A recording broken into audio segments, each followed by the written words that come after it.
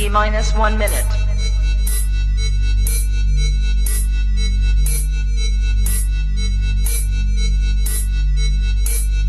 T minus 50 seconds.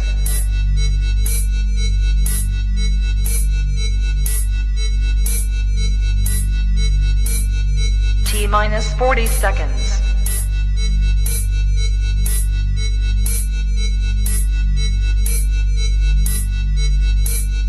T minus 30 seconds.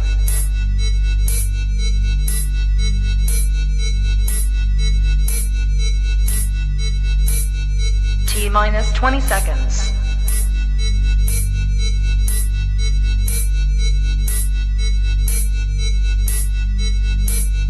Ten, 9, 8, 7, 6, 5, 4, 3, 2, 1, 0. Can we talk for a minute? Come on and talk to me. That's what I wanna know. Can we talk? Come on and talk to me, baby. Come on,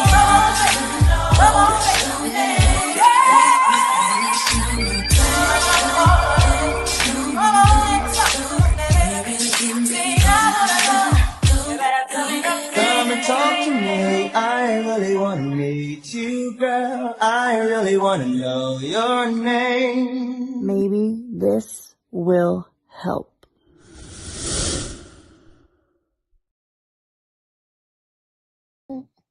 Just like that, back like we never left. What's up, y'all? Did we ever leave? I felt like I never left. Listen, are you still happily married? Yes, sir. Yes, All sir. right, you didn't leave. Cool. All right. Cool. Listen. Did my camera cut off or something? Nah, you good. You All good. right, man. Unfortunately, I still see your face. These websites, it's a lot of new stuff that they're doing, bro. StreamYard is adding new options on Instagram. I done added my website to the bottom of the doggone live so that people can just immediately go to the site. Listen, because let's start it off like that. Why? Something happened recently. Hold on. You can also add a link to your store. Oh, wow. Did you do that one yet? You got the store, bro. I ain't got the store. Give me the link. All right. Or you can add it to maybe just so when you go live on Instagram, it'll say, hey, add your store or your website and whatnot, bro. It's a wild situation, man. We got to take full advantage. For sure. We got to take full advantage. For Jesus, sure. I was sitting here earlier. Didn't even get the show prepped. Lord, okay. Why the white man is allowing us to be on air? The least we could do is, no, sell our All stuff. Well, that's just jokes, people. Just jokes, stuff, man. Dang, bro. Well, let's get into it, bro. What'd you learn this week, man? How you feeling, man? How you living? Oh man, it was a good week, man. Just a whole bunch of newness going on in my life, bruh. New things going on in my life that I won't get into the details about, but life is good, man. Just continuing to try to be a student and to continue to learn and not think that I got stuff figured out, and just staying humble and like I said, just being a student of life, being a student of people. Sometimes we think because we reach a certain peak in our life, whether it be a career, whether it be in therapy, no matter what it is, that we can't still learn from other people. And that's so far from the truth, bro. Whether they're younger, older, I still learn from my son. He's 14 years old, teaching me stuff daily about myself, about life in general, about how to handle certain situations. You know what I mean? I'll be telling him a story about something that happened, and he'll say, well, why did you do that? Why didn't you do it this way? And I'll be like, dang, 14 years old, schooling your dad, huh? But that's what life is about, man. So yeah, this week it's been good. It's been good. To nobody but you. And that's all that matters. And you gave us all that in no it didn't say details, nothing, bro. right? No details about what your son helped you, like what's new. Like we out here on the outside, like crazy. Just take your word for it. That's crazy. And ladies and gentlemen, sometimes life is so good for this nigga, he get beside himself. Y'all just be patient. Tonight, everybody just show Mike some extra love. It's gonna be just act like I didn't say nothing. Hey, Michael. Michael, wow. All right. All right. Cool. Goodness, man. How was your week, good brother? My week was good, man. Yeah, we started doing interviews. I got a book coming out. We started doing interviews, but it's been so much talk about that. I don't really want to talk about that. If you want more information, just go to my Instagram, my website. It's all good. Tonight, I just want to talk about this fun relationship stuff. So, yeah. If you have not yet, go ahead, tag your best friend, grab your favorite drink, your favorite snack. You know what I want to start throwing in there in the intro? Tag your worst enemy too, because maybe they need to be helped by the show. We always say tag your best friend, tag your homie, tag your worst enemy. Somebody you can't stand, tag them. It may help. Yeah, that's how I'm feeling tonight. Carrie said, "You did that beautifully. Don't listen to Donnie." See, K-Dub. She probably want a free T-shirt or something. She is one of my clients. That's so funny.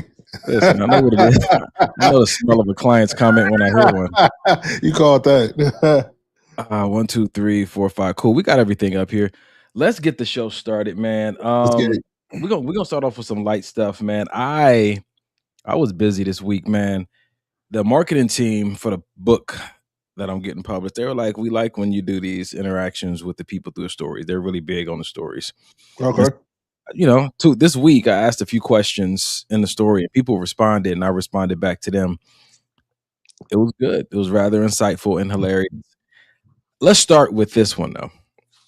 This is going to be a good discussion. Let's start with this video right here. I'm not a wife, but I'm going to be honest, this would bother me. And you know why? Because it's seen as a very chivalrous thing to do, and chivalry is kind of coded with romance. So to me, to see my partner put his jacket on another woman, she has to be one of two things. Either she's real old, like she's senior citizen, needs a walker old, because we respect our elders, we want to make sure she doesn't get hypothermia. Or she just fell into the frozen lake and she's about to die and lose a digit. And I'm like, I don't want to see anybody die on my watch, and only those two scenarios. Otherwise, you better take that jacket off your back. And even as a single woman, if I'm walking with another couple and I'm cold and he's standing next to his wife and then he gives me the jacket, I'd sooner freeze. I'm like, no. What if she's dressed appropriately, like Cynthia? It doesn't matter. There's just a thing, because I know the way that we think, and I'd be like, no, I'm not a... It strikes again, bro. It strikes again. The beauty of this video is how she ended it. I know the way that we think. I'm telling you, man, we brought this up on this podcast so many times that women, like, I don't trust women because I am a woman and I know how women think. Yeah. So, bro, I'm not even gonna tell you what my answer was yet, but I want to know what your answer is. Always do this shit. What is your answer, bro? Listen, you out with your woman, your wife, and you see a lady in need of a coat. And you happen to have one on. Yeah, for sure. And we're talking about just a random woman. I don't know this woman from Adam. Just random. You know her? Oh, I know her. Okay. So then that's a different scenario. So first and foremost, I'm gonna make sure my wife is good. Babe, are you cold? Do you need my jacket? And then I'm gonna ask her, is it cool? What's her name? Said she was cold. Is it cool if I give her my jacket? You good with that? She says yes, which my wife probably would. Then I would give her the jacket. But what I'm not going to do is, she cold, I just hand her my jacket, not even consulting with my wife first. That's out of control. But I feel like though, if the subject is giving a woman a jacket, even though you're married or you have a partner, then I don't see that as a problem. For me, as long as I check with my partner and make sure that's all good, then nah, I'm cool with that. I've done it. Carrie said she better be ugly, old, or in need. Dang, that's wild. What? Oh, this is gonna be one of them conversations. Because women know women, bro. are you giving a woman your coat if she's cold and you're out with your wife? You said, I'm gonna ask my wife if she's cold, then I'm gonna ask my wife if I can give her the coat, because as a married man, it ain't just your coat. That's you and your wife's coat, because y'all for sure. For sure. Also, though, bro, as a married man, my chivalry hasn't left. So if we're going there with the jacket, am I not to open the door for any woman either? So this is the point of tonight's conversation, because we're wondering if chivalry was supposed to be aimed at a specific woman, your woman, your responsibility, or to any woman in the proximity, any woman in the village. Has anyone ever asked that question? Who gets the chivalry? Does chivalry only go to ladies, or does it go to those? What did they used to call them back in the day, man? Village rats. I mean, that's not probably not what it. Golly. Village rats is absolutely crazy. Outsiders, those who lived in the bushes around. Village rats. Let's stick with that. That's fine. But that's a lady. Yeah. Nah. So no. Like I said, for me, that's like saying you could. Okay, cool. You see a homeless lady, it's cold. You putting your jacket on her? Yes. Probably more so for the homeless lady before anybody else, other than my wife. You want it back? You can't ask for it back. You cannot, Donovan. Why? You can't ask for your jacket back from a homeless person. I never said that I was. What are we doing right now? I just didn't know if you counted the cost. Your yes was too quick. Because I've done it. These things, I'm telling you things that I've done. You know what I mean? Was the coat on your back or the extra coat you had in the trunk? It was on my back. Okay. Here's the thing, bro. I think that all women say they want a gentleman until they get one, and then it's like, oh, I just wanted you to be a gentleman with me. But that's not how that works. If I was raised to be a gentleman, I'm not like, so for me, how I was raised, I wasn't raised to say you only are a gentleman or you only are chivalrous with your wife.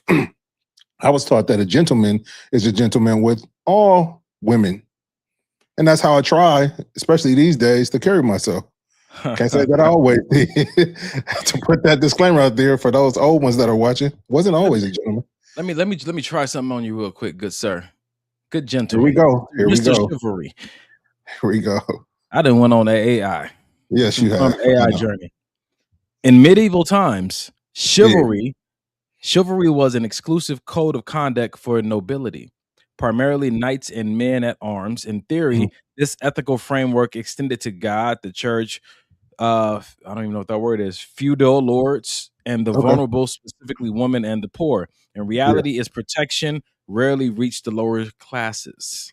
In reality, its protection rarely reached the lower classes. Yeah, but in the sentence before that, you said the poor and the poor.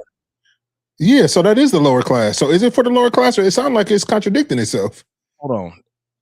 Rich people got a different kind of poor than other people. Yeah, you're right. It's a whole different. Yeah. I can't afford a maid. Yeah. Versus I can't afford a house. Yeah. Not the same kind of poor. No, you're right. God, no. Absolutely right. I gotta wear the same outfit the next week. Kind of poor. Yeah. All right. Okay. So we're good. We're back. So as we're having this conversation about chivalry, and I say this as a large scale, society is so big on pulling old traditions and norms and frameworks without context, trying to implement it to call ourselves civilized without understanding why it was implemented or discovered or created in the first place. I'll go with that. What was the whole point of chivalry when it was first created? Now you got people out here getting cussed out for not putting their jacket over a puddle of water for strangers who got working legs, who could jump over. It's so convoluted and nobody knows where it belongs. And so people are getting upset. People are getting, their card taken, like you're not a real man. And it's like, you're not a lady. And we're having these arguments. And has anybody gone back and looked at, hey, does this even make sense anymore? Yeah, no, I get with that. I get that. And I think, like I said, for me, I could really care less about the outside. Like I said, if this is who you are, this is who you are. No matter if people got an issue with it, no matter if people like it. I've held the door and continue to hold the door open for women. Some women say thank you, some don't. So let's talk about that, bro. We got to get specifics tonight because too many people having general conversations about holding the door, you know what I'm saying, paying the bill, like specific. Let me tell you where I stand on this, right? Yeah. I'll open the door for, the ladies I'm with, or just specific scenario, me and my woman on a date. I open the door for her to walk through. It's 4 other women coming.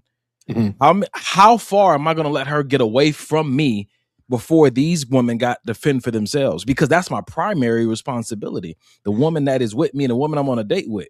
I agree with that. But the kind of woman that I know you'll end up having and the kind of woman I have now, she's not going to stray too far anyway. So once I open that door, she turns around to see me holding the door. She's going to wait for me. How long should she wait? Even if she's willing to wait all night. Are we at Six Flags holding the door? Like, how many people are coming through? No, but I'm just saying, like, so at what point does your chivalry towards other women end up being non-chivalry towards the woman that you actually with? Because now you got her waiting over here in this section because you're trying to make sure these other women are taken care of. So at some point, your chivalry, how many places can it aim at one time? So I'm gonna say this, and I'm only saying it because I'm in my brain, I haven't had to hold the door open very long for just 15, 20 women, because usually there's a man in between there. Once I see him, I let the door go. You got it, brother. And if he don't hold it, oh well. So I've done this. Oh shit.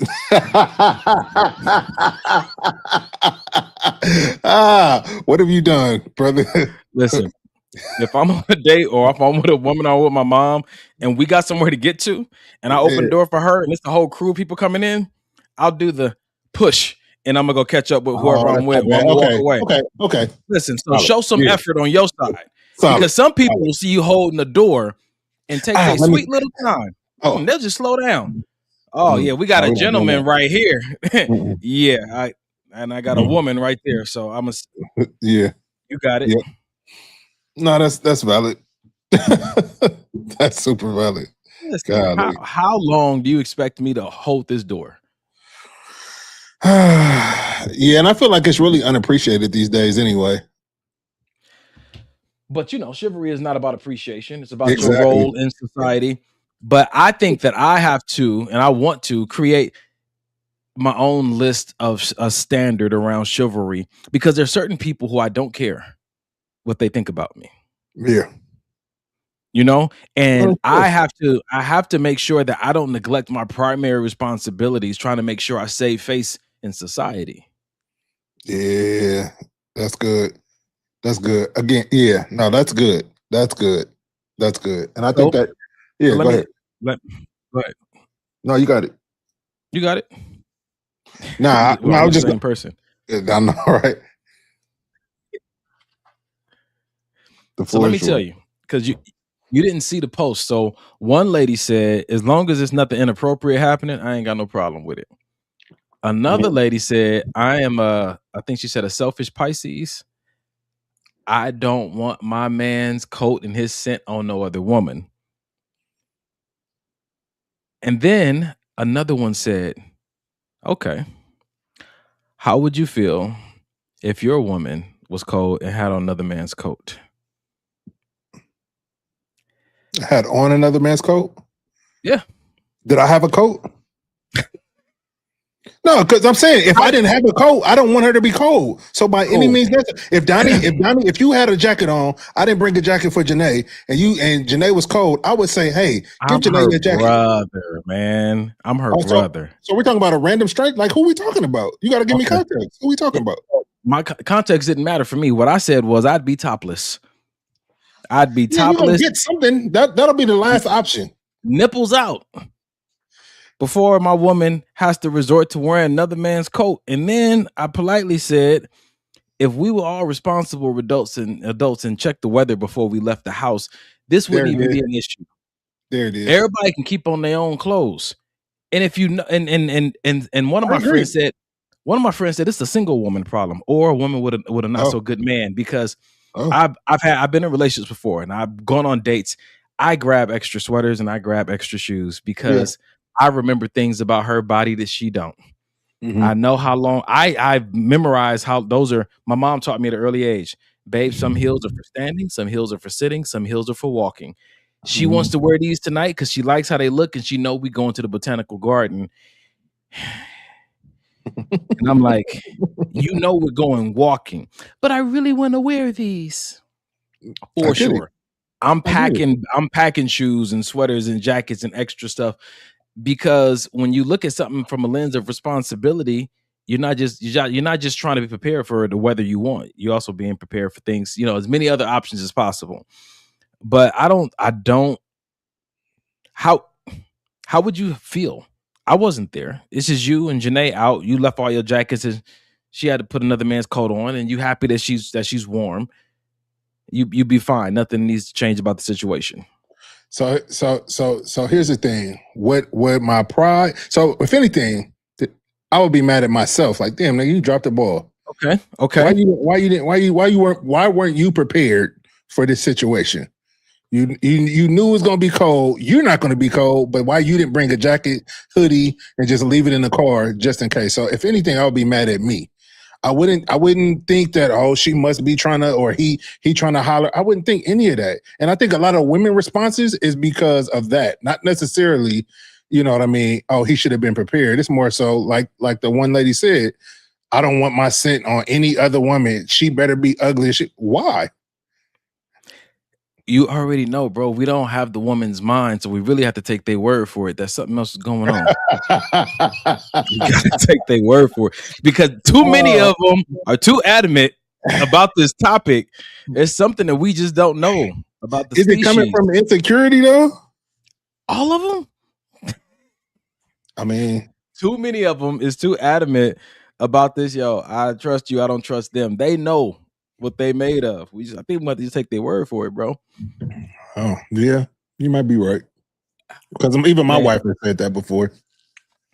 So Kanisha said, my man is imaginary, but I expect it to extend past me. So she expects his chivalry to extend past her. And I can understand that, because I think women also want a man who has a good reputation out in the world. Okay, shit. You can't have it both ways. You want me to have a? As soon as I finished the sentence, I was like, "Oh, okay, maybe not." Because you want me to be chivalrous or don't you? You can't have it both ways. No. What's every woman's favorite word? No. Both. Both of them. Both. God, I don't know about the women you married or the women you dated, but the ones that their favorite answer is always both. Jeez. Yeah. 9 times out of 10, if you give them an option, they're gonna say both. Jeez. And the ones that are watching this and laughing know that they're guilty. Mm-hmm. Yep. So yes, they want both. I want him to have a good reputation, but I also want his chivalry to extend exclusively towards me. Mm-hmm. Ferguson Marv said, I'm with him as long as he's doing for me first. I'm cool with him doing for another woman as long as he doesn't get too close. She said, women know how slick some women can be. Some women don't even allow their man to be around her female friends. Oh, look, I got something on IG. Fly Cali Girl said, what up, Niche? Said, I'm not letting a sister freeze. I'll be mad if my man doesn't. And then Carolyn said, a sister, that means just black woman, right? Context, nigga. They got exegete. Look, Carolyn said, homeless lady definitely gets to keep the jacket. I can feel a little something on that statement. It's fine. That's funny. That's why. That's funny. Nah. So I feel like this though. I feel like, again, going back to the if my woman had on another man's coat, like I said, I'd be kicking myself in the ass for not being prepared for that situation. So let's stay there. Let's stay there for a second. We gonna stay right there because she gonna give you the eye contact and she gonna nestle in because it's probably a 4X. So I doubt that. But so here's the thing. Here's the thing. Am I gonna let her freeze? What are we talking about? I got an option. You got a whole body. I got an option to keep my woman warm, and I'm gonna say no because of my pride. Because of my pride, I'm gonna say no. Because that's all it is pride. Take your shirt off. Okay, what if that's not that don't keep her warm? It's cold. A t-shirt not gonna do nothing. How big? How little is this woman? No, how cold do they get? Janae can have on a full blown fur coat and still be cold. Nigga, y'all need to leave the venue and take her to urgent care because her iron is low. All right, Tuesday ain't even count. This is why you ain't been eating at the house lately. I wasn't even talking about my sister. I was not. She has low iron though. So how would I know that? Stop telling her business on the public web. And give her some red meat. Selfish nigga. God, dog. All right. Nigga. I'm moving on, man. We have beef tacos on Tuesday. Yeah. All right. So ultimately, the answer is both. Fellas, let's look at the double standard. Damn. Just prepare. I think if it's a word for the fellas, just prepare as best as you can. If it's your first date, you know what I'm saying? So you just have an extra coat in the car. You know what I'm saying? And have a boundary of how long you willing, especially first impressions. If you're on a first date and she walks in, it's a group of ladies behind her. Listen, you might want to pull the door shut just to make sure this woman knows that, What are we saying? Okay. We're going to have to, I disagree. Too helpful. Being too helpful can be an issue. So is there any scenario we can use where we're like, oh, I love a woman when she acts like this, and I love when she can do that we're like, okay, that's enough of that. Like, we're talking about men being chivalrous. Yeah. Okay, here we go. All right. Here we go. We at an event. You with your wife. Yeah. She makes me a plate, Karsa plate, and Denim a plate before she makes your plate. That's Janae. Cool. That's Janae. Okay, cool. So, because you know us, you love all three of us, right? Yeah. How far can she go on making somebody else's plate before she makes it? This nigga gonna find a way, boy. This nigga gonna find a way. Talk to me, huh? Outside of the three males you named, that's probably where the buck stops, nigga. Maybe her dad and my dad and JT. Y'all go to the pastor house and she make the pastor a plate before she makes the pastor better get the first lady to make his damn plate. Shoot. What are we talking about right now? See, I'm trying to. It don't feel good on the other side, huh? I'm trying to stay at my higher self, and you just won't let me. That's what it is. Oh, golly, man. Listen, Kanisha said we ain't just making random plates, and we ain't just holding random doors, nigga. Come on, man. Let's level it out. Okay. All right. Y'all don't want to have a real conversation. Nah, what's in the chat, man? Your sister talking about how you not eating Tuesday? My iron is definitely low, cold. I ain't gonna tell the people why she cold all the time, but it has something to do with the house she lives in and the people that her roommates. Carolyn said, "Hey, yo, that was a great example about making plates. It was cool. Whatever." This nigga. Your wife said, "I'm not making anybody else plate outside of y'all," and that's a fact. Okay, that's true. I wonder if there's a list of who. When it comes to shit. So you also got to know your woman. I don't got to worry about shit like that with Janae. Just like you said, holding the door, and how far is she gonna go? I already know Janae. We already locked in. She's not gonna go too far. She's gonna wait for me. She's gonna turn around. All the things. The thing about it, though. So I love that you know her and you got that. I got you. I get it. I think at the same time, just because your partner is willing doesn't mean that's their preference. And so I'm living in a space of, even though I know she wouldn't have a problem with it, I'm still careful how often I put her in that situation. I got you. You know what I'm saying to you? Yes, it's like, oh, she good, nigga. After a few years, that she good. And if you remember when we're talking about the jacket, the first thing I said was I checked with Janae first. Hey, are you cold? Do you need it? Do you need the jacket? And also, is it cool if I give her the jacket? If she say no, then the answer no. She gonna have to freeze. Babe, that's enough. That's enough chivalry for tonight. I can see Janae telling you that's enough. And I will be okay with that. 1,000%. Let me turn this button off. That's good. Now I'm calling women out their name and slapping them and everything else. Mike, okay. The next post. Y'all think Mike is sweet because he be on here with the gentleman stuff. That he got a whole nother side. As soon as his wife was like, that's enough. Right. That nigga revert Let back. you off the leash. What we got next? Man? The next post that I put up on Instagram this week was a post that said, how much you supposed to send a girl for lunch? How much you supposed to send a girl for lunch? Mike did not get a chance to see the responses from the women, and I only posted the women's responses. I wouldn't post the men. Please tell me what they said. No, what do you think they said, Michael? I think they start throwing out dollar amounts. How much do you think they said? Oh, it wasn't bad enough that they said a dollar amount. They were saying ridiculous numbers. It was around the same amount, though. That's what was odd to me. These women don't even know each other. The fact that an amount was thrown out is already crazy to me. Like outside of Ferguson Mars said $100. Just random women. No, it didn't say girlfriend. It didn't say wife.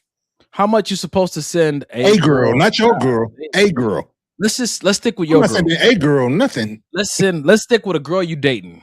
How much you sending a girl you dating for lunch? However much it costs to get lunch.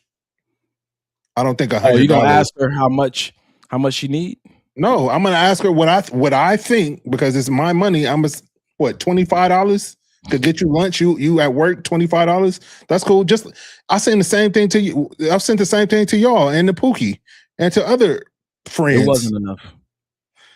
I couldn't get fries. You couldn't get fries. It was for McDonald's anyway, nigga. So Kanisha said, "Are we talking for the week?" She said, "But I'm gonna say $20-$25."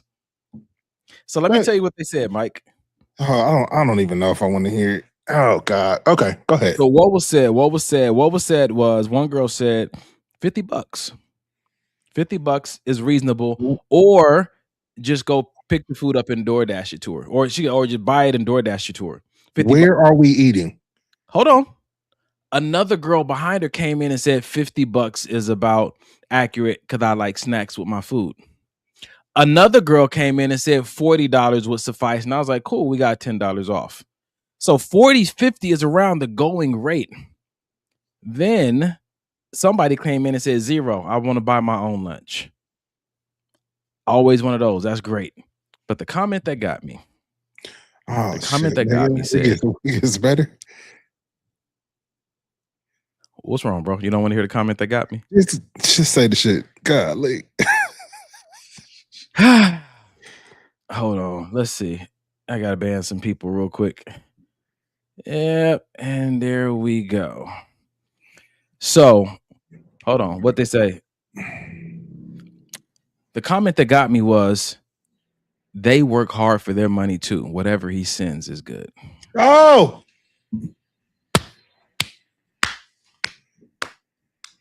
she gets it. I came back on live. I came back on the story and I said, they always say there will be signs. And sometimes you just got to marry them. Sometimes you just gotta send me marry a sign. And here it is. I'm not gonna tell you what your wife said in my DMs though. She didn't. She said, "I'm gonna tell you when we get off the air." Your wife is crazy. Your wife is crazy. Oh, I know for sure. She said that they work hard for their money too. Whatever they said, fine.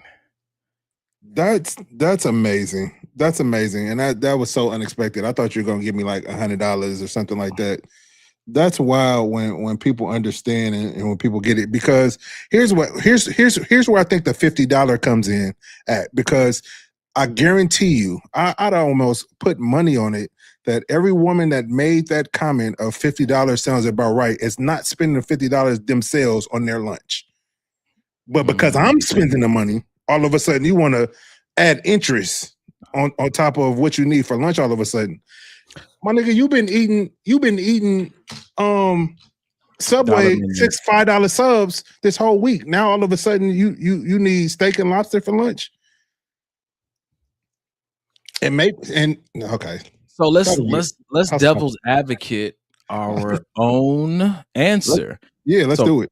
Carrie said a burger, fries, and drink at Jack in the Box is easily $25. I know too well. So if it's a girl that I'm dating, and y'all know that I'm probably premature. I do this stuff way too soon. But if I'm interested in somebody and she could potentially become the one, and we're so far even from that route, I'm already thinking about her health and her body. I knew you were going there. I'm not buying her. I'm maybe the upper echelon of fast food, the fillet of the chick. Okay. The end of the out. The end of the out. The cane that's raising. Okay. You know what I'm saying? So you're on the upper end. Yeah. But more than likely it's the California of the chicken, the California seafood. Right. You know what I'm saying? Knowing you would make her lunch. You would have the chicken breasts and the brown rice and all the shit already for her. True, but we're talking about if you had to send her money, right? So, you would send it, you know what I'm saying, to you, but when your wife, Chick-fil-A is still BS. I think that my go-to would be to identify, what I know she likes. You know what I'm saying to you? Because if it's not lunch, if it's, hey, I need an outfit, we're going somewhere, I want to do an outfit, like, the taste and the type of woman that you chose. You know what I'm saying? I'm not saying it's nowhere near your responsibility to buy her lunch, to do any of that. I would say it's not. Until you're married, does it become your responsibility? But if you decide to volunteer and commit to this internship to where you work but you don't get paid, that's on you. That's great. You know what I'm saying? Look good on your resume. Right. But that answer at the end of just an acknowledgement that they work hard for their money too, whatever they send is fine. I didn't want to discount nobody else because they could be, she said, whatever they send, I'm grateful for.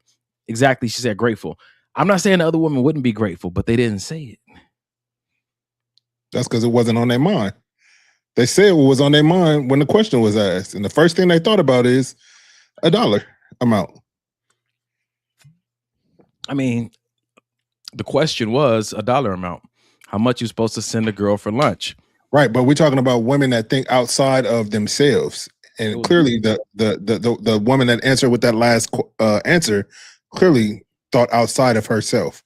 Put herself in a situation like, I don't know if the woman is single, if she got a man, but she gets it. She's single. She gets not for long. Somebody. Listen, where Ray at? What I think Ray just tapped in. No, that was Reggie. What up, bro? Big Red. Listen, we got one. We got one on the hook. Oh man. So Ferguson Mars said, honestly, I came up with 100 because that's what I would send. According for applies to main course, drinks, and a tip. I say 100 because that's what I would send, accounting for appetizer, the meal, a drink, and a tip. 100 is not that much these days. How long her lunch break? She probably work where you work. Y'all 2-hour lunch break. Okay. Listen, that's fine, man. Ladies and gentlemen, thank you guys for chiming in the chat. I definitely want to start on a light end today as we get into some new stuff because to the topic of tonight's show is hard hearts make hard marriages. Oh wow. Yeah, so we got some things to get into. Even though the fun is not over, we are going to shift gears just a little bit. And we're going to go in a direction like let's start right. What's this one? How do you know they're the one? Let's start with this right here. Guys, don't make your life harder by choosing a woman that acts like a man. You gotta pick a woman that's feminine in her own character, somebody that shows and radiates love, because those are the type of women that are gonna take care of you and make your life an amazing experience for the rest of your life. You only get one life, so why would you choose the woman who's acting like a man? And like, you just... Be the man who makes your woman feel safe, protected, compliment her, make her feel beautiful in her own skin, and then she'll always be able to find peace and comfort in you and actually trust your words. So genuinely, like, she loves the most authentic version of you, so if you can give her your essence, your protection, your love, she'll be with you forever. Just work with the content. I know you. Just work with the words. Just work with the words, man. All right. So, what do you think?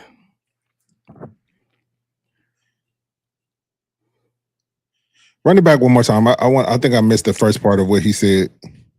Guys, don't make your life harder by choosing a woman that acts like a man. You gotta pick a woman that's feminine in her own character, somebody that shows and radiates love, because those are the type of women that are gonna take care of you and make your life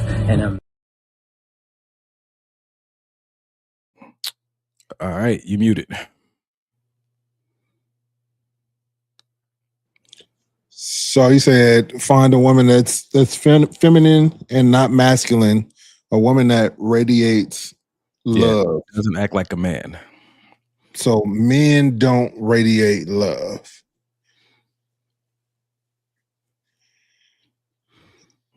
Let's talk about it.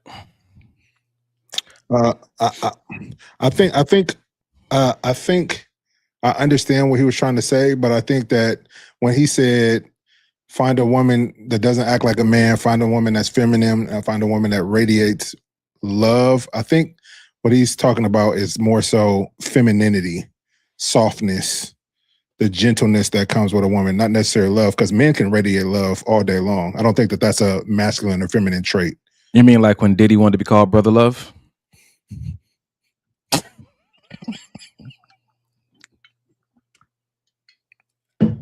How'd that work out? Beside the point.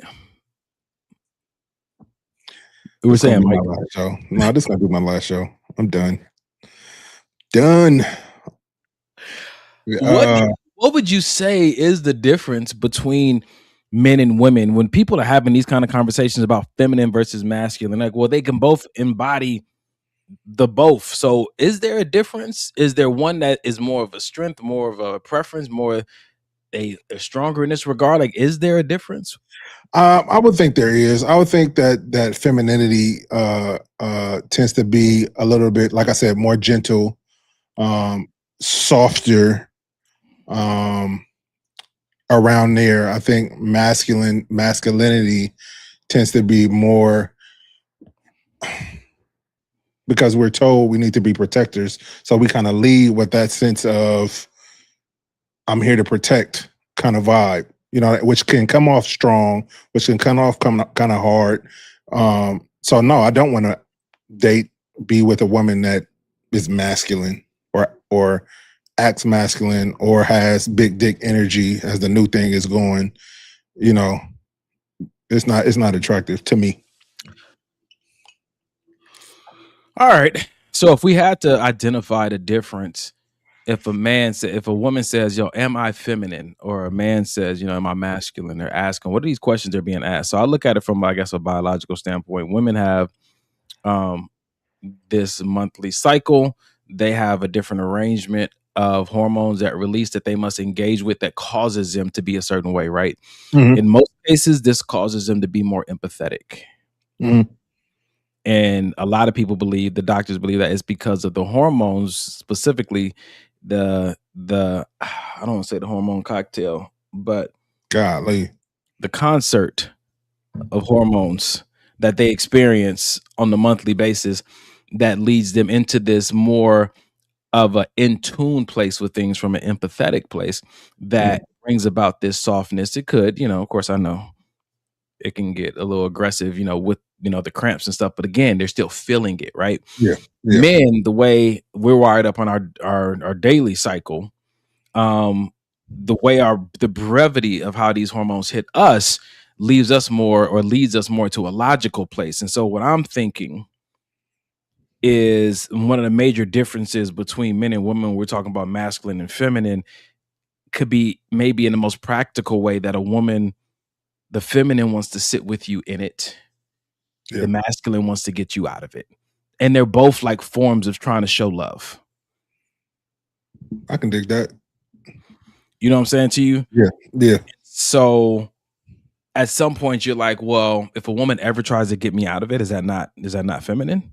If a man ever learns how to sit with me in it, is that now feminine? Yeah. And I don't think it is. I think that like you kind of mentioned that your girl McGee.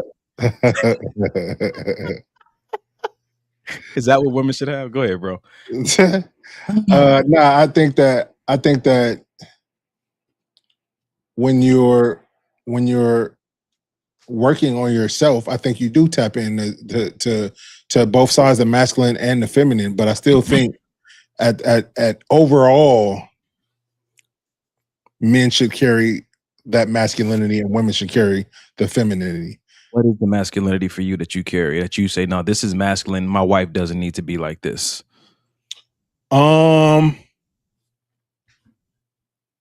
Anything that causes her to have to over exert herself physically, mentally, emotionally, I don't want her to have to do. So then what is she left doing then? Taking care of me. So you don't want her to ever feel overexerted. Yeah, and I'm not talking about, oh, I had a hard day at work. I'm talking about, for instance, only thing I can think of is, she's at work and some guy comes in there and she's going back and forth and arguing with some guy and they're going at it, raising voices, and you shouldn't have to do that. I'll handle that. Just tell me about it and let me handle it. You should be able to go through, for my wife, you should be able to go through life and the things that cause you to have to step outside of your softness and cause you to have to step outside of your gentleness. That should be my task to handle. Got you. All right. Interesting. So what do you do about the women who, and this might be a bigger conversation. Nothing at all. They're not my concern. All right. So what should I do about the women? So there are the women who want to stay home and just like you said, stay in the softness of it all. Just make sure things are good, stay balanced, stay regulated. But then there's the women who want to join you on the battlefield because they feel like I'm a warrior princess. I want to be there as well. That's also Janae. That's also Janae. So is femininity less? For sure. So is femininity less about how you look on the outside or the location you find yourself in and more about the way in which you want to impact the situation? I like that. That last one, I think, hits home for me because when we have, just like when we were moving to this house, when you and sister were helping us move and we had that incident and I'm that's what we're calling it now, an incident. Okay. Everybody made it home safely. So it was just an incident. Okay. So when I was going left, when I saw Janae starting to go left, I then had to, hey, relax, because that I don't want her to have to get out of that. And I know she only means well. She and nobody's gonna do nothing to her husband. Nobody's gonna come at him sideways on her watch. And I understand that, and I understand her character, which is why I try not to put her in those type of situations. And that's a part of protecting. You know what I mean? If I don't put you in the situation, if I know you may go left, I don't even want you near it. Okay. Let me get into a scenario that might hit a little close to home and tell me if it's too much. So you don't often hear about single dads. Mm-hmm. You were a single dad, which means that the mother component wasn't there helping you raise Denim. Right. you hear the feminine and the masculine conversation primarily come up when it comes to raising children. Yes. You are a man and you are a whole man and you can do all the things, and you had to do all the things for your son because it was just you and him. Was there something that was missing that you just couldn't seem to provide for him because you are man and you are masculine? That is such a good question, bro. Like that's a great question. And that's actually a question that I'm gonna ask him after this podcast. But if look, from my aspect, I don't know what he would say, but from my aspect,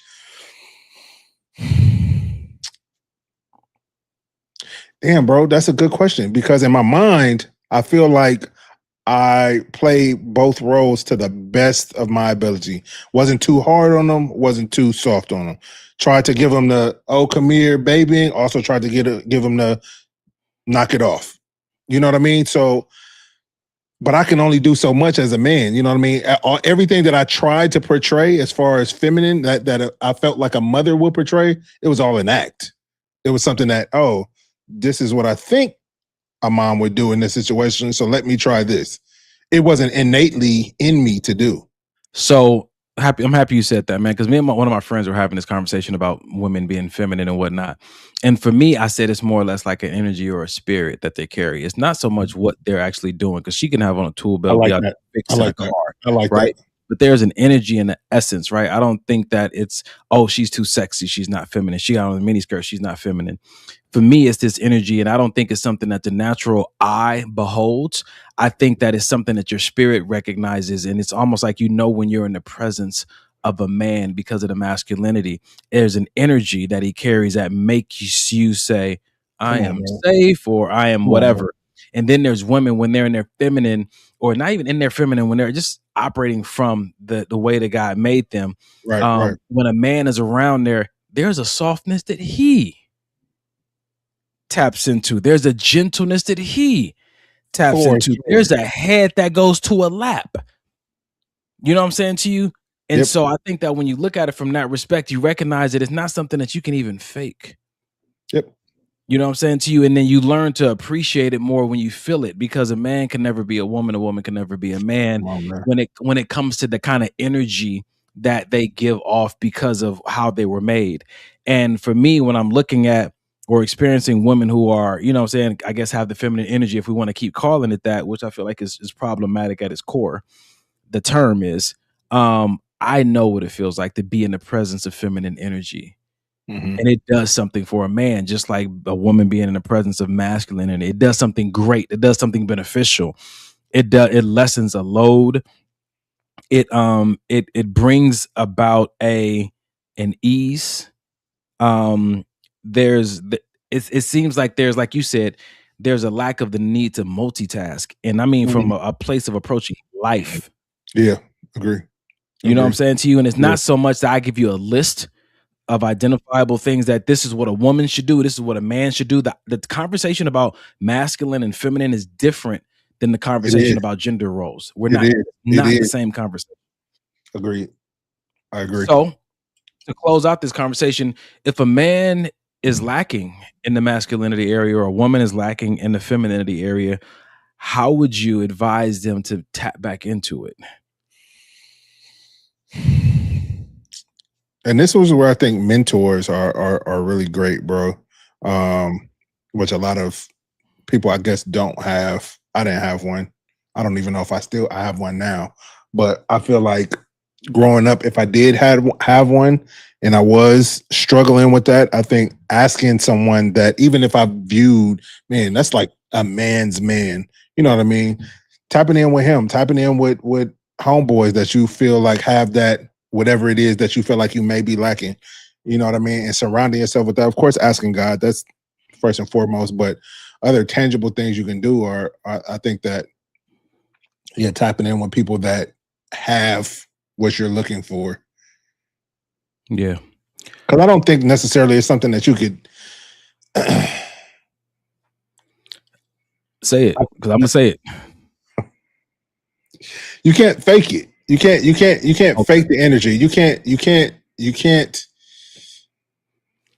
act like. That's why you see, Oh, dang. All right, fuck it. Oh, that's oh no, we're here. We're here. So if you see the viewers going down, or you know, they try to cancel this next, it is what it is. So that's why I think that you see men who are gay or transgender, or women who are gay or transgender, when you see a woman that is considered butch, why they go extra hard to try to portray being a man. So now your pants got to sag extra low, and you got to get all the fake. You got to do extras because you're faking. A man that's a man doesn't have to fake. A woman that's a woman doesn't have to fake. So when I see transgender men who are acting as women, it's always over the top because it's not real. You're playing a part. And the same thing goes with me. If I was struggling with my masculinity, I can't pretend that I'm a masculine man, because at some point the truth is going to come out. So it needs to be, whatever it is, my point is, it needs to be genuine. That's why I'm saying talk to a mentor, get some therapy if that's what you feel like is needed. Okay. I approach that question like this. I don't believe a woman can lose her femininity, nor a man can lose his masculinity, but I do believe it can be buried underneath life. I believe that the lack of femininity you may be experiencing as a woman, or the lack of masculinity you may be experiencing as a man, may be due to some of the things that have happened to you that were traumatic, maybe some of the responsibilities that were put on you because of the absence of other people who should have been assuming those responsibilities. Over time, you've put on not just the personality, but the costume of a role that you shouldn't have had to play. Sometimes that does require therapy. Sometimes it requires coaching. Sometimes it requires you being in an environment where everybody's pulling their own weight. Yeah. And I think that's what happened mostly in those who are healthy. They just need to be around people who are pulling their own weight, because it's the extra unnecessary or the forced upon responsibility that may require you to I guess step away from yourself in regards to the energy or spirit that you normally or naturally would carry. And I think again, like you said, for a man who's just having a hard time finding his masculinity, or a woman having a hard time finding their femininity, therapy does help. Because I went to this show this weekend called Seven, and it was 7 people who had suffered some kind of traumatic event, and they all got a chance to share their story. And then in the second act, they all had the same therapist, and he called them together, and each one of them stories helped heal another person. It was a really good play. I was actually one of the panelists, mental health panelists on after the play aired. We went on the stage and had a conversation. But I say all that to simply say that they talked about how traumatic situations can trap you at a certain age, and then also traumatic situations also carry a personality. So sometimes people who've been through a similar traumatic situation act the same way because there's a personality associated with it, or at the age and the time in which it happened to them, they can be stuck in the mentality in that specific area of life. They can be a boss and handle responsibility, all that kind of stuff. But when it comes to this part, they're back at 8 years old again, And so I think that if it's something that you recognize, or something that people around you recognize, and you're like, bro, like, yeah, man, like, it's just, where's that? You know what I'm saying to you? It might be worth looking into what has covered that up. And sometimes I hear women say this often about mama's boys. It's too much mama on them. They didn't allow the boy to step into certain responsibilities that would have nurtured and nourished the masculine in him, but it never left him. It's still there. Yeah. It can be untouched and untapped, because like for a woman, she's never been in an environment where the men actually held their positions in a way that hers can be watered and nourished properly. You know what I'm saying? So I just say that from the standpoint of anybody listening, like, just, it doesn't matter where you are today. It's in you still. You know what I'm saying? And sometimes it's just environmental. When you get in the right environment, you recognize how it's still there and it's easy for you to walk in. And so then begin to prioritize those environments for young men as well. Like, don't shy away from the extra responsibility. It actually feels a lot better than you think. It's something like when me and Mike on this podcast talking about, man, it brings joy to my heart to be able to take care of my woman a certain way. Like, it sounds odd until you do it. It fills men with a certain layer of satisfaction and fulfillment that, it's unquestionable. Yeah. Yeah, man. I agree. All right, I'm good with that. So, with that being said, we're talking about, this masculine energy. I want to shift the conversation to boys versus men. All right. So check this out. Boys match energy, men, we guide it. And most men don't know the difference until they've lost a good woman because they were too busy reacting to her instead of leading to her. Here's what matching energy actually looks like. She comes home frustrated, you get frustrated. She pulls away, you pull away. She gets emotional, you get defensive. You turn the relationship into a mirror instead of a compass. Whatever she brought to the room, you reflected right back at her. And you called that keeping it real. Two people escalating together with no one at the wheel. A man who leads doesn't mean a man who controls. It means a man who stays calibrated when everything around him isn't. She's allowed to have bad days. She's allowed to be emotional. She's allowed to bring the storm into a room sometimes. But your job isn't to match the storm. Your job is to be the thing that doesn't move when the storm hits. Because here's what women don't always say out loud. They're not looking for a man who feels everything that they feel. They're looking for a man who can hold steady and stay consistent when they feel what they feel. That steadiness is what creates safety, and safety creates trust, and trust makes a woman actually want to follow you. Proverbs says that a gentle answer turns away wrath. That's not weakness, that's precision. A man who understood that the most powerful response in a heated moment isn't volume, it's direction. See, the most attractive thing you can do in conflict is stay calm when she can't. Not because you don't care, but because you care enough not to let the moment make the decision for both of you. She doesn't need you to feel everything she feels. She needs you to lead her somewhere better than where she is. Boys match. I love this video for so many reasons. Let's get into this conversation, bro. We're only halfway through the show, so I'm trying to save space for the big conversation. Yeah. Nah, that's super good, man. That's super good. I feel like being able to be regulated. Let's step outside of just romantic relationships. Being able to be regulated in any type of hostile or heightened emotions are around you is like a top tier superpower, bro. And I feel like, without going too far left, I think that I've seen that most since you and I have began our brotherhood. I don't think I've ever seen you lose it. Even at gunpoint, even at stuff going on with family, you know what I'm saying? I've never seen you just completely lose your bearings, you know what I'm saying? And I think a lot of that is due to the training that you've had, possibly therapy, and just some overall decisions that you decided to make for your life. But with that said, I don't think that comes easy for everybody. So as bro is talking, I agree with everything he's saying. I think it's great. But I think for some of us, it's like easier said than done. I agree, but easier said than done. So what I'd like for you, because like I said, I see you as the tip of the spear when it comes to that, maybe some how did you get to this place to where you can stay so regulated and so even when everything around you is chaotic?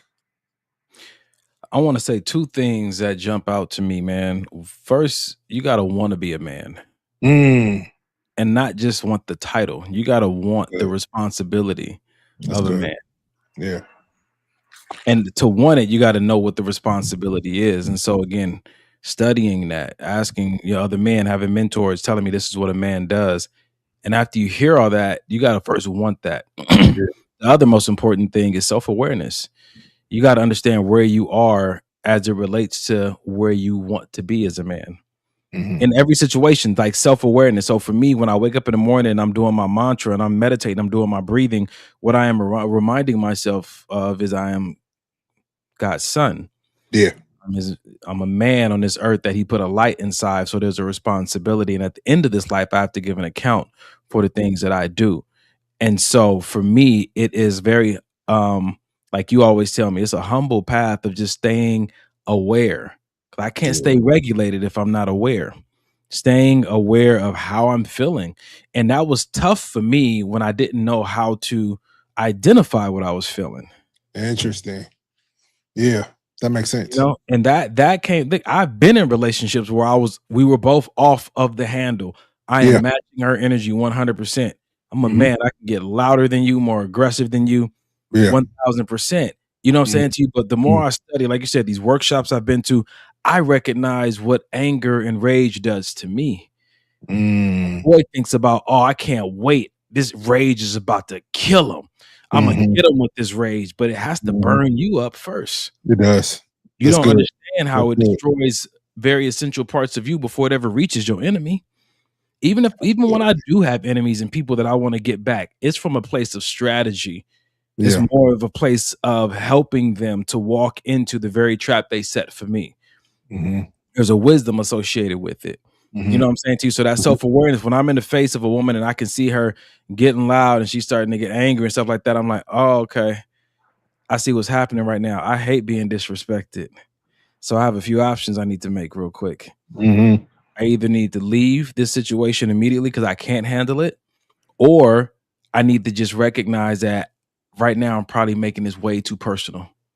Her emotional outburst may not be intended to hurt. Have nothing to do with you. It may have to do with it, but it may not be maliciously, because my teachings has shown me that when a woman or a man feels threatened or they feel out of sorts about a situation and they get into fight or flight, then what you're hearing from them is a response that is absent of a lot of the logical thinking. So my teaching has taught me, like, understand, like, you're talking this, and I've used this example on the show plenty of times. You're talking to somebody who's under the influence of their emotions. Like trying to have a logical conversation with a drunk person who's under the influence of alcohol. If you ever find yourself arguing with a drunk person, come on, that's on you. So when you see someone who's heightened emotionally, understand that their body is flooded right now with certain hormones that are causing them to be this way. And it might be good for you to take a moment to give them a chance to cool off. And it might be good for you to not over personalize the moment. And if you can't do either of those, it might be good for you just to walk away. Yeah. You said, man, it's not easy, because I've been in some situations where I'm just like, you know? Yes. But I try to count up the costs, because I know what it costs to go to war with people, especially over little stuff. It's usually more than you really want to pay. Man, say that. It's good, man. That's good, man. That's good. And all right. So when it comes down to it, how do you do it in your marriage, bro? Oh, go ahead. No. I was just gonna say, I think for me, what's gotten me to the point where I am now about being able to be regulated is for me, it's had to be more than just aware. I've had to be hyper aware of myself, of, okay, I'm starting to sweat, my temperature is going up. You know what I mean? Like, hyper aware of when I feel like I'm about to go there. I was just telling Janae the other day, what I started to do on the freeway is sit behind people that are going slow and just drive behind them, and allow me to get irritated and then stay behind them and allow until it subsides. You know what I mean? People listening some context about that. And you kind of just jumped into that resolution without really road rage? Yes. Road rage? Oh yeah. I used to have some severe road rage. Get out the car, knock on a window, kick a door. Like, it was bad. You know what I mean? But you know, that I feel like road rage stems from other things in life, which it did. But it all led back to self-regulation And to the point now where it's like I look at it as training a muscle, and that muscle is that self-regulation muscle. And like any other muscle, you have to do things to make it grow. And one thing that I do to make it grow now is I'll sit behind a slow person in traffic. Somebody will cut me off and I'll slow down as opposed to speeding up. You know what I mean? I've literally recently had to catch myself stepping on the gas, and then I have to just ease up off the gas. Like, no, what are you doing? We're not going backwards. You know what I'm saying? And for anybody that is struggling with self-regulation, I feel like it can be like a miracle cure and happen overnight, you know, but for those of us that it didn't happen that way, you got to work that muscle, and you can't just do it thinking that, oh, because I say I want to be self-regulated, that it's just going to magically happen. You got to do things to make it happen. So let's talk about it from the realm of relationships. Yeah. If you are in a relationship with a person who's able to stay calm when you go left, Mm-hmm. and I know the video is talking about a man staying regulated. He's not matching that energy, but I just want to open it up. Yeah, let's. To women who stay regulated when sometimes the men goes left.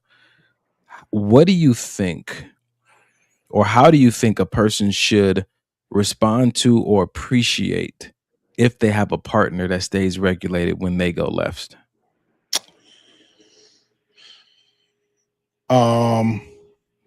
If Should I preface why I'm asking that question? Are you good? No, go ahead. You can for the people, for sure.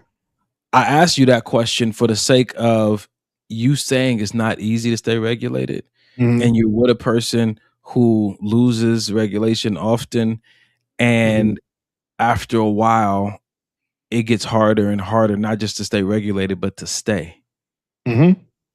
And so I'm asking you that question because appreciation may go a long way when you acknowledge what they're doing for you and how it's helping you or how it's helping the relationship. So I just wanted to know, how do you think they should respond or care for if they have a partner that has the ability and the fortitude to stay regulated when chaos is happening in the household or from them specifically?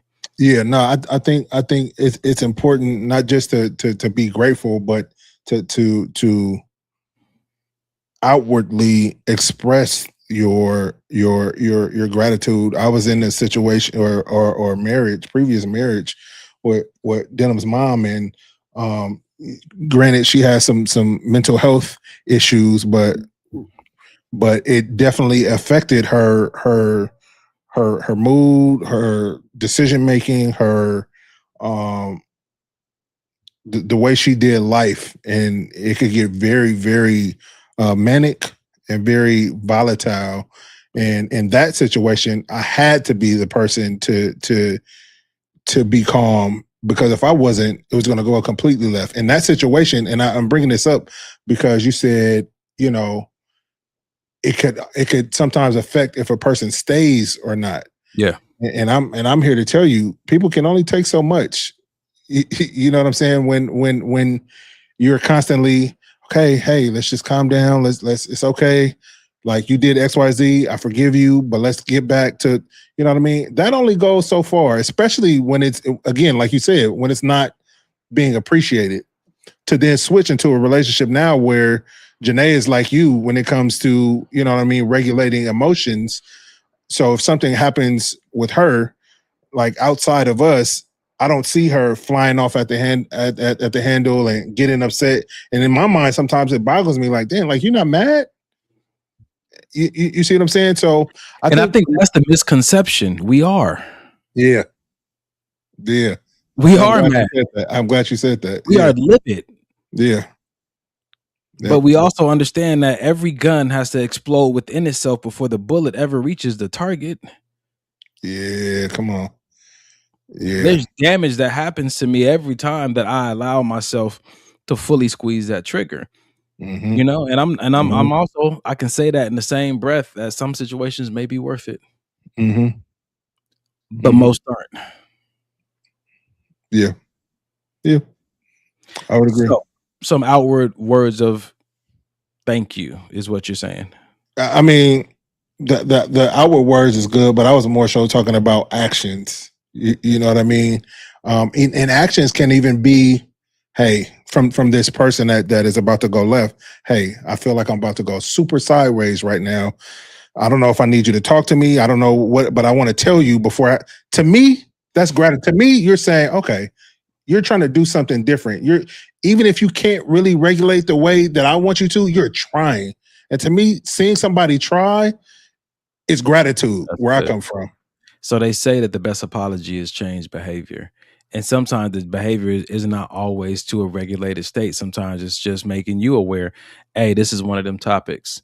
And yeah, like I'm pretty sure Janae knows this as well. I've learned when I'm around people to look at their body language. The body language says a lot before a person starts to express it verbally or physically, like, the tics and everything. And so I struggled with anger in my childhood. So I recognize certain signs. But at the same time, if we get back to this video of talking about a difference between a boy and a man, you have a son who's 14, is on his way up. How do you have the conversation with him?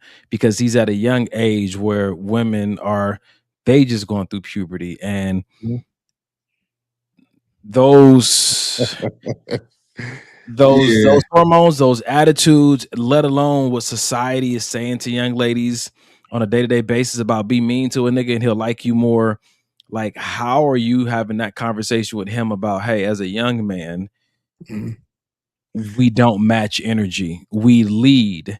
And like that video was saying, like you let her go through what she's going through, but you find a way, that unique way, specifically to your woman, to lead her into a different place. And that leading doesn't always mean coaching.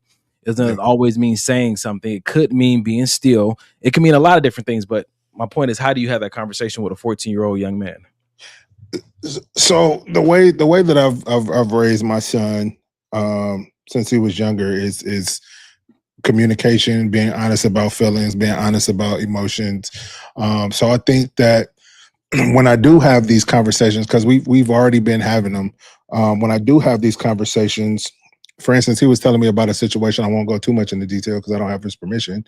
But when we were just talking about a situation, and he was going through something with one of his lady friends, and he was just kind of asking me some questions, and I was don't make my nephew sound like a pimp. One of his lady friends.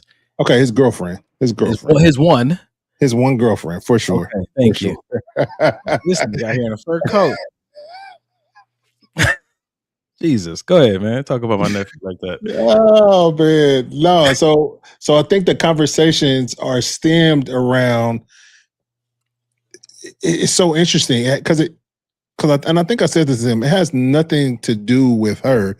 It has to do with you doing your own self checks within you. So if she says anything that triggers you, it's not about what she said. It's about how you choose to respond to it. You know what I mean? Are you going to choose to snap back? Are you going to choose to, oh, she hurt me with that, so I'm going to find something, I'm going to hurt her even more? You know what I mean? Or are you going to speak from a place of logic and understanding? You know what I mean? And I know for people thinking like he's only 14, but with him, I can talk to him like this because I've been talking to him like this since he was 3. You know what I mean? So what'd you say? He said he's been trained. You've trained him at a young age for these conversations. Right. So I think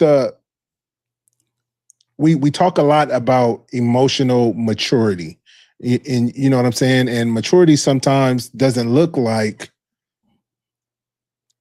just agreeing for the sake of agreeing because you don't want to argue.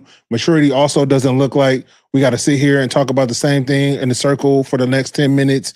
So it's more so about, like I said, not to repeat myself, but like I said, wanting him to do his own self-checks real time. Yeah. Which is difficult. I just learned how to do it as an adult, but he's doing it, or he's attempting to do it at 14. I think that's really where it starts, is at the young age. So you're not 40 years old, 39 in your 30s, just now realizing that you can self-regulate in real time. That's good, man. All right. So last question on this topic before we move on to the next one. It's a relationship podcast. So we're dating now, right? No, we are not. I'm married. Mike is married. I'm dating now. Well, am I? Dang. For those who are dating now, there we go. Okay. For those who are dating now, we're going to have a conversation about what if you're with someone who has a hard time being regulated, but you're physically attracted to them and there's chemistry that you have with them. You want a potential future with them, but their inability to stay regulated for a great amount of your time you have with them is becoming a struggle. Where should your tolerance level be? And at what point do you say, hey, this is now toxic, or I have to remove myself from this situation? Depends on how pretty she is, huh? Nah, you depends on how pretty she is. Don't lie to me. Listen. I did that. I stayed around because of the good looks and the good sex, and I was damaged after I came out of it. So, you know, for me, the prettier the person, the more you're gonna tolerate their dysregulation. Is that what you're saying? It happens. It does happen. Yes, it How do you happens. stop yourself from doing that? I think you have to love your own inner peace more than that person. Because if I'm more concerned about, man, but when she's good, it's great. Gee whiz. But when it's bad, it's terrible. So you willing to risk your peace, your happiness over some moments of some glimpses of happiness with a person? I've done it, and I would never do it again. And I wouldn't suggest anybody else to do it unless God has told you that this is the doggone path you need to walk. The longest of the sufferings, nigga. I think at the same time, some of us have to watch out for trying to be the hero to their emotional outburst as well. Because sometimes we are choosing people that we are more, we appear to have a better regulation, but ours is driven by the pride and the ego to always be able to want to say, it's okay, I got you. You can act however you want to act here. You can be toxic here with me, and I'm going to be the first person to love you and all your toxicity, instead of holding them accountable. And that ain't doing nothing for them or you. Listen, bro, I was the people who've been abandoned the most are the people who try to save the most. I think I heard that in one podcast. So anyway, go ahead. You what? Nah, I've been in a relationship where the only reason why I stayed through the toxicity, through the arguments, the fights, the all of that was simply because I wanted to prove to her and myself that I could, quote unquote, tame her. I could tame the crazy. Nobody else could do it. Nobody else could do it. Let me put on my cape because ain't nobody else do this but me. You didn't told me about how everybody else left you because of your attitude, and everybody else, nobody could stay. Your family don't mess with you. You know what? I'm going to be the one. I could do this. And couldn't. And what if you were able to accomplish that? If you were able to accomplish that, what would that have told you or made you believe about yourself or your past? It was just an ego stroke. Yeah, I did this. Yeah, this is a creation of mine. It's low key narcissism. Who needed to know that you could help save this person? You, or did your dad need to know it? Did somebody who turned you down or rejected you need to know it? Come on, Eric. Whose worth were you? Who are you trying to prove your worth to in that moment of trying to save somebody else? I feel like myself, because I feel like the moments that I needed to be saved, or that I felt that I needed to be saved, nobody was there to save me. So now that I have this opportunity to save this person who I can see myself in, I'm gonna do it. I'm gonna do it. Whether it's I'm losing weight, I'm losing sleep, hair falling out, it don't matter, because I'm not gonna leave because somebody left me when I needed them. So now I'm gonna stay to a fault. I think this goes back again, like after this play I watched this weekend about even childhood wounds. Sometimes we choose people that we can be the parent for them in the way that our parents weren't for us. Yeah. Which is why we kind of sometimes date for potential and we see these issues, but we want to love them anyway through it because we didn't get that love from our parents when we were in similar situations or acted a certain way. And I think that's why it's such a hard conversation to have when you look at globally. How they say that some people need to qualify to be parents. Everybody shouldn't be allowed to have children. Oof. When they start to look at how important of a role parents play on society, because you're raising the next set of civilians, you're raising the next set of people who are going to lead and occupy these communities in this world. Yep. And the state of the world and the people who occupy it and are making it the way that they make it were all groomed by somebody. Yep.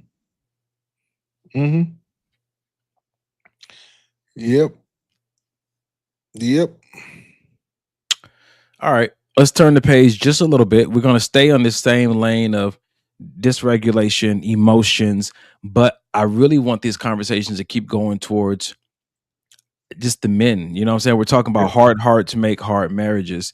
And there's so many divorces happening these days. I'm just trying to identify or help people identify when they are the one who has the hard heart, either because of something that happened to them as a child or something. They had a great childhood and something's happening to them in their marriage and they're having a hard time tolerating it or forgiving it or even seeing it through the correct lens. That's good. Yeah. So, dang, Carrie said, dang, if there was a qualification for parenthood, how many of us would be here? That's facts. That's facts. All right. You want to say anything about that before I put the video up? That's crazy to think about. Check this out. Yep. Oh, you having a bad attitude? I'm gone. Upstairs, gym, video, watching The Office. I'm not going to be bringing myself down for you. And I remember our therapist, shout out to her, she was like, what do you think it feels like for her every time she's experiencing something, you always disappear? Like, could you sit with her? You don't have to coach her out of it. You don't have to try to make her feel better, but could you sit with her when she's having a bad day? It might be a little tense, air might be a little thick, but this too shall pass. And also recognize when she's trying to come out of it. Even if there's some gritted teeth, she's like, what you want for dinner? Oh, I want wings or meatloaf, or we could go out. Like, I honor that she's trying. That means working more together. Like, there's so many things that you got to do to stay married for a long time. From an evolutionary perspective, if you're in a small group and you're sad and you're crying, and the group's way to cope with that is like, go off by yourself right now. When are you gonna get eaten by a lion? Other than the times that you're like down, that you're frustrated, like you need people to regulate you. Yeah, so that's so good. So, and then also I realized I don't have hormonal fluctuations like that. But if I did, I'd want her to like, don't abandon me. That's that's really good. God, dog. Jeez, that's really good, bro. These are top tier conversations, bro, because they give real examples. And I think that a lot of us can relate. Like, we don't want, oh, you in a bad mood again? Go ahead. But I have to put this disclaimer out there. That stay energy is not for everybody. It's not. That stay energy is when there is a commitment and now this person is a part of your invested responsibility that you chose. This is not you third date with somebody and you're just like, okay, I'm just going to sit with you through it. I think a video we put up 2 weeks ago said that discernment is made for dating and grace is made for marriage. Yeah. Of course, you can let them bleed over, but predominantly, when you're dating someone or going on a date, you're looking to discern their behavior, not make excuses for it, not partner with them through it because it may not be the healthiest. But once you marry them, you guys are one and you're giving grace to things and you're partnering with them in a way that you wouldn't do if it was just dating, because the partnership hadn't been solidified. The commitment to do life together is not there. It's good, bro, when you have a partner that knows what you need, even sometimes when you don't realize what you need. You know what I mean? And I say that coming from me, you know, working on my regulation. You know, Janae may say, hey, she may know I'm in a bad mood, because usually I'm good about saying, I don't know what's wrong with me. I'm just not feeling it. What do you need? Nothing. I'm good. So she'll leave me alone, which is what I said I needed, but she'll always check in. I never feel left alone. You know what I mean? Because she knows that's what you're saying, but because I pay attention, because you're my partner, because we are locked in, I know you still need me. You know what I mean? Because we've had sex and we've bonded, if you're inside of me, I feel you. Yeah. That I think we don't want to discount what happens when you share intimacy with somebody. You can feel them even when they don't want to be felt. Oh, that's good. That's good. That's good. That's good. But to what Kev was saying, the trying to come out of it, kind of like we mentioned with the trying in the last scenario, just the trying to come out of it, just I crack a joke and you kind of smile, or you know what I mean? Just it's just something about, because this is how I feel, bro. So, like, about needing your partner to help you self-regulate. Sometimes, like for me, sometimes if Janae didn't kind of break the silence, or if Janae didn't crack the joke, or if Janae didn't say something, I may stay in that funk. Not necessarily with her, just in general, whatever I'm dealing with in my head. I may just stay and sit in it, because why else do I need to get out of it? It's something about somebody that you're partnering with wanting to see you be okay, and willing to, like Kev said, sit with you in your not okayness. It's top tier, bro. I think that's something that we need to highlight more when we are in the dating arena, when we are in, even engaged, not just to see how they respond when you're in that space, but you learning how to give language to what you need when you're in that space. Hey, sometimes it's like, hey, just sit with me. You know what I'm saying? Hey, give me a hug. Can you hold me for a second? You know what I'm saying to you? Sometimes that, again, I think we said it years ago on the podcast, if you want your partner to win, set them up for success. Give them the information about you that they need to know, so that they can win in those moments that matter the most. Hey, you know what I'm saying? When this happens around this time of month or this time of the year, I think about my cousin that passed away. So usually what helps are old pictures. Usually what helps is, you know what I'm saying, fewer conversations like about scattered stuff. Like set them up so they can know.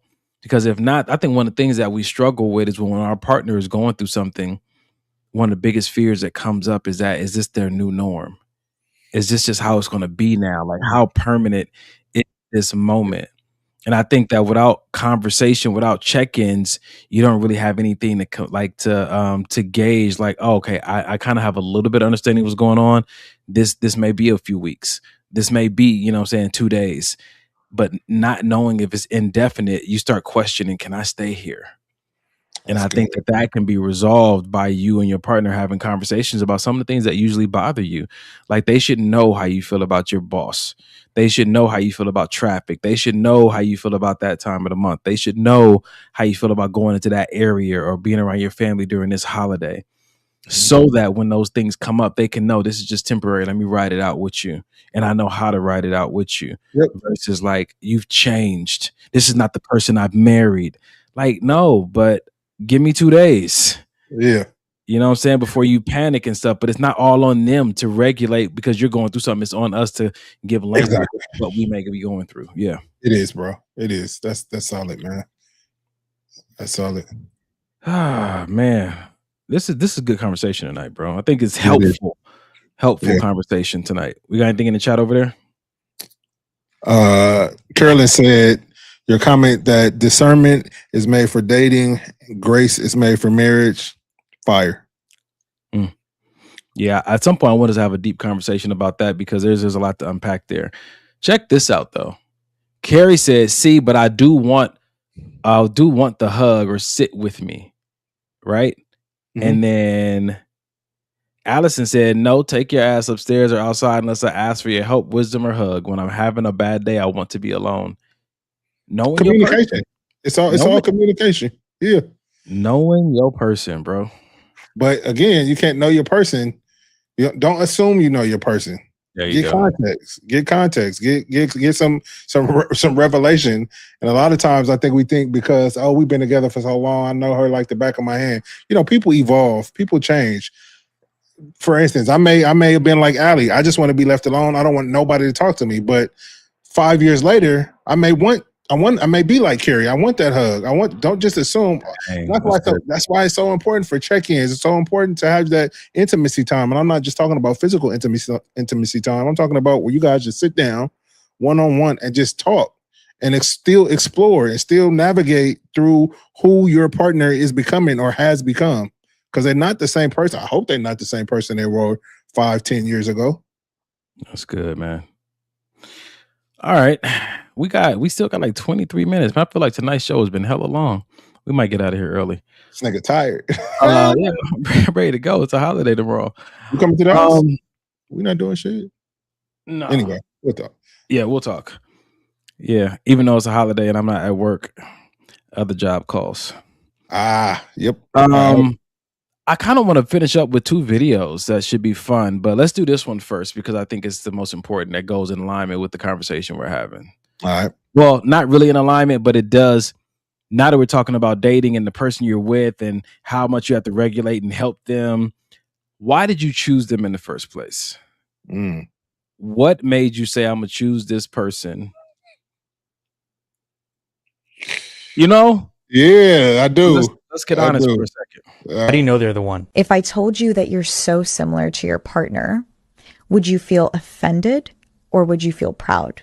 If you feel embarrassed, then you took on a project. You're dating potential, not reality. But if you are proud, it's because you see in them everything you want to be, right? Their kindness, their empathy, their ambition, their drive, their ability to go after what they want. And when you look them in the eyes, you know you wouldn't want to be with anyone else. How do you know they're the one?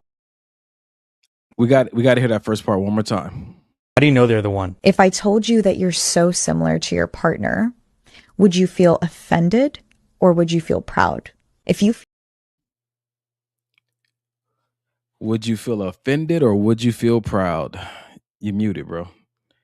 Would you feel offended or would you feel proud?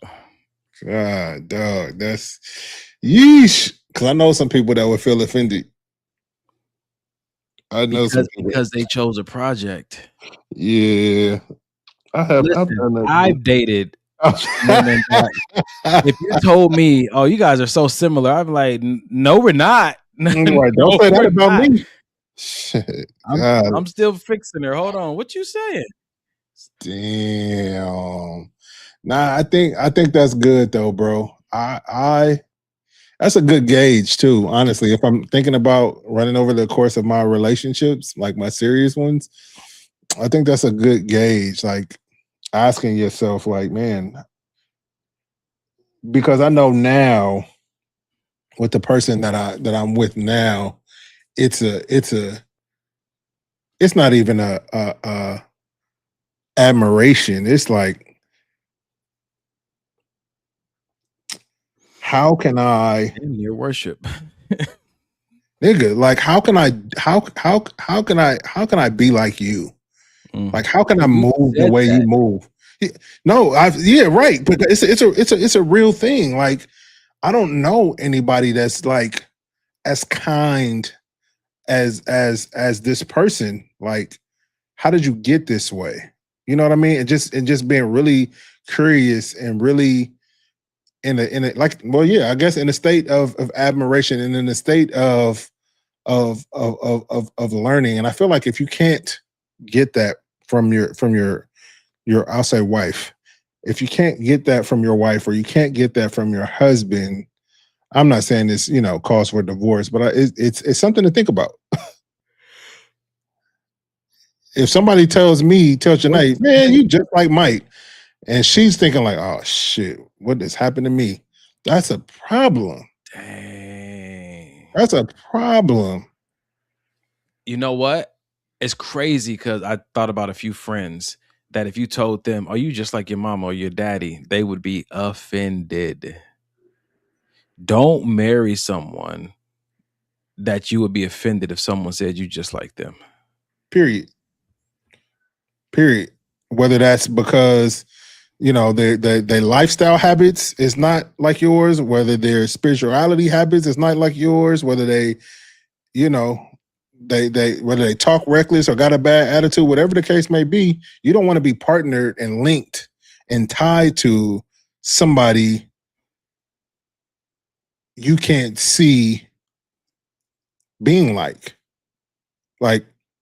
even saying it out loud sounds crazy. That's wild because you do eventually become more like the person that you tied the closest to.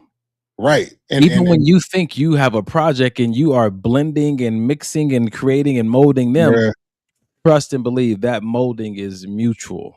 Yeah, it's rubbing off on you too. That's wild. Yeah, it is. Yeah, it is. Oh boy. All right. We still got 18 minutes. Let's see. Listen, bro, we can stop the show whenever you want to, man. We might be about to cut this out early. Let's do this one. And then this can be the last one. Oh, you know what? In alignment with that same conversation, let's do this real quick. Yeah. Date him like you'll one day be 9 months pregnant, exhausted, and completely dependent on him. Is he still a good choice? Oh my God. Date him like you'll one day be 9 months pregnant, exhausted, and completely dependent on him. Is he still a good choice? And I say for men, date her like one day she'll be the mother of your children. Wow. Is she still a good choice? Because date her one day like she'll be 9 months pregnant, exhausted, and completely dependent on you. Golly. Is she still a good choice? That's so good. Hopefully that helps a lot of women watching right now because that's so good. Because I'm just thinking, how many women would not have dated me if they asked that question back in the day? Sheesh. It's crazy when you start to think about the possible consequences of what you're doing when you're dating. Because to consider being 9 months pregnant, exhausted, completely dependent on him may very well be a reality if y'all is smashing cheeks every date. This nigga can't even keep up with his rent every month. Why are you having sex with this dude?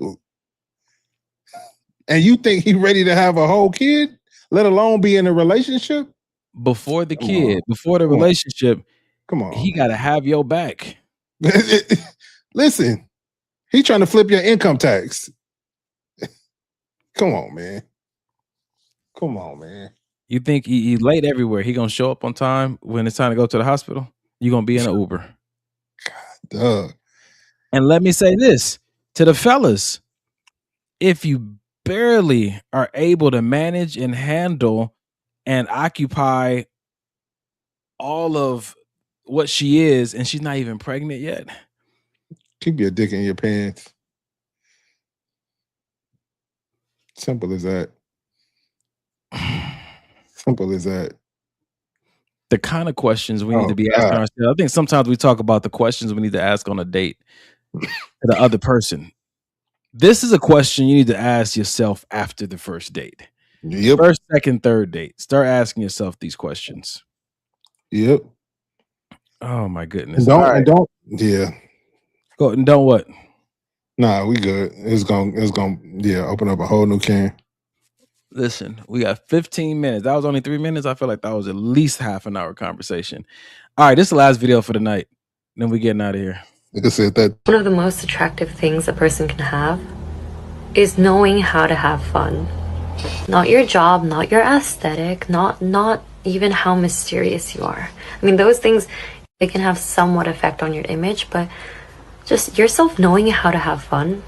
I think that's such an amazing trait anybody can have. Because knowing how to be playful, that's not being childish. Those people who can turn an ordinary Tuesday night into something like so much fun, I don't think that's childish at all. That's elite emotional intelligence, I would say. Life is already serious enough. I think sometimes we all get lost in the process and forget the purpose.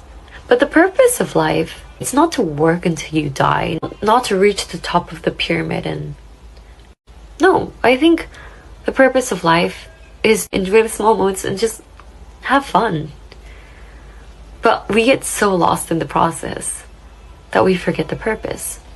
The purpose is to have fun. I hope we don't forget that. Listen, what color paint was that on her back wall? Was that like an olive? That paint on that back wall, brother. Forest green. That may be an accent wall in the man cave. It was rich, huh? God, dog. And I think she may have had a gold like trim molding at the top. And the ceiling was too. It might have been textured. With the little brown leather chair she was sitting in? Yeah. Yep. Did you hear anything? Huh? What you said? Yeah, man. Ladies and gentlemen, at the end of every episode, we like to leave you guys with a resource. Maybe something was said tonight that got you thinking about how can I get some help on how to learn and how to regulate or help regulate my partner or just get a better picker. Maybe you're struggling with the consequences of having chosen a project in the past and you're struggling with being able to move forward and not carry the baggage with you. Maybe you have some childhood trauma, whatever it is. You can call this number, get connected to a therapist, a support group, even just some reading materials if that's your flow to help you on your journey to alignment, your journey to healing. Don't go at it alone. We got you on Sundays, but that's it. Throughout the week, man, 988 is your go-to. Many people from the show have called this resource. They are legitimate. And they do a really good job. The person who picks up the phone is a trained counselor. And if you want to just vent, you can call this number. Never feel like you got to deal with depression and hard thoughts by yourself. This is definitely a good resource for you to tap into. And another good resource to tap into is our Cash App. Listen, we pay $88 a month to stay on the air. We are crowdfunded. So we thank you to all those who've pitched in $5, $10, $15 to help us stay on the air. Please go to our Cash App and drop a few dollars so we can continue to do this. We know that it's helping you because you guys are telling us, and we also know that it's helping us. So, yeah, tap in to the Cash App, drop some ducats. Mike, you praying us out tonight? Carolyn said y'all are coming with some good stuff and got me over here rethinking life. It's dope. Appreciate y'all for tuning in. Also, how important, see how I'm starting the show back up? How important is fun? Some people think that fun. This nigga Donovan is cooked. Cooked. He is wrecked to go. You could tell Mike you could tell this nigga's a PK. Nigga, I gave him a clear closing. Yeah. Nigga came back up, opened his Bible and said, listen, in 2 Corinthians. I got a word from the Lord real quick.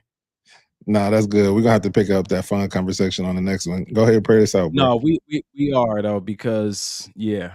See, it's a good mess topic. around and think that's the most important, and then you get looked at as childish because like, hey, this is a serious moment. Stop it. But for damn. No, thank you, Father God, for this night. For the people though that are like super like purpose driven and this is my purpose and I have to walk out life in purpose and my partner, they have to have a purpose and our purpose have to align and we don't have time to just sit around and joke. We have to always be, doing this and planning out life and creating a business plan and creating a strategy. And like for that type of person who doesn't hold fun in any real regard, do you think they can still have a successful relationship? Yeah, find somebody like you. Boom. Praise out, bro. Father God, we thank you so much for tonight's episode. It was so rich and full of so many great conversations. And that because you orchestrated this. So we thank you for all those who received something. May we all sit with it and take it to heart so that it can actually start to impact us on a level of behavior. So that our lives can be enriched by this insight that we're getting. We thank you for those who tuned in, those who may be hurting. Father God, we just pray for peace over their minds, their hearts. If they're struggling mentally, with weighted thoughts or emotionally dealing with grief of any sort or any aches and pains in the body, Father God, we're just praying, Lord, for a touch from you, a word from you, an encounter with you. Yeah. Because we know that can change so much. If we're tripping and we're the cause of our tripping, Father God, help us to have a come to Jesus moment with you and look in the mirror and see how we are causing our own hurt. And if we are making excuses for people who are causing us harm, trying to say that this is love and it's not, Father God, show us the error of our ways and how to move into a place where we really have been called to be, who we've been called to be with, Father God, and help us to continue to know the difference. We thank you for all these things. In Jesus' name we do say and we pray. Amen. Amen. Amen. We appreciate y'all. Enjoy and have a very happy holiday. God said the same. We see y'all next Sunday. But listen, about this fun thing. So what I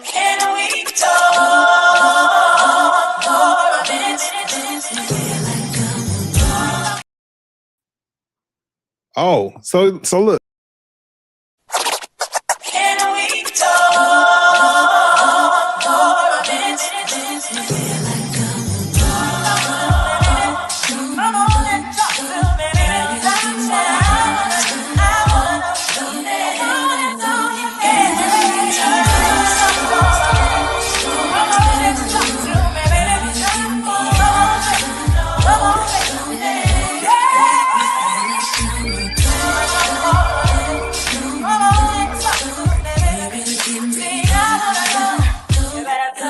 Come and talk to me. I really want to meet you, girl. I really want to know your name. Maybe this will help.